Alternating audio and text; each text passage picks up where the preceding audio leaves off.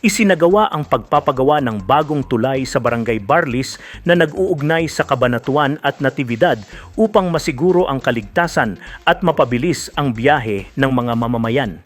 Ayon kay Barangay Chairman Ramon Suka Garcia ng Barangay Barlis, Cabanatuan City, hindi ito ni-request kundi kusang isinagawa matapos i-report ang seryosong sira ng lumang tulay kung saan litaw na ang mga bakal at ramdam ang pagyanig tuwing may dumara ang truck.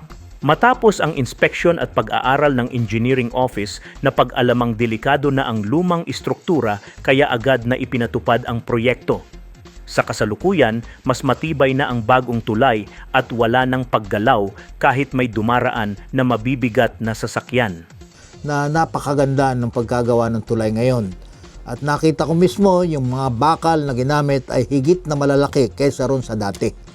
Kaya siguro ay tatagal itong tulay na ito at magiging makabuluhan dito sa mga nagdadaan dito, lalo na ay dinadaanan nito ng mga malalaking truck sa ngayon na hindi naman natin kayang pigilin.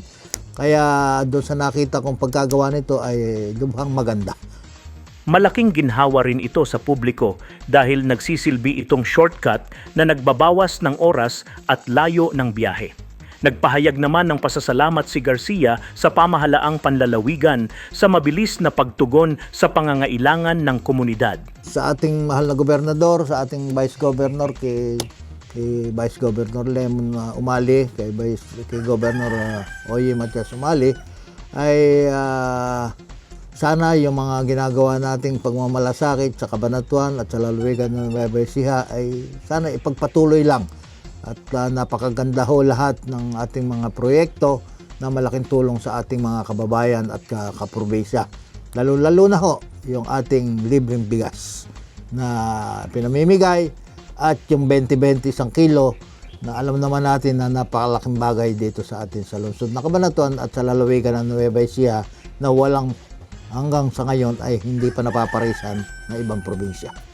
Ang proyekto ay patunay ng patuloy na pagsisikap ng pamahalaan ng Nueva Ecija na maghatid ng ligtas at kapaki-pakinabang na infrastruktura para sa mamamayan. Ako po si Philip Dobol Pipiccio para sa Balitang Unang Sigaw.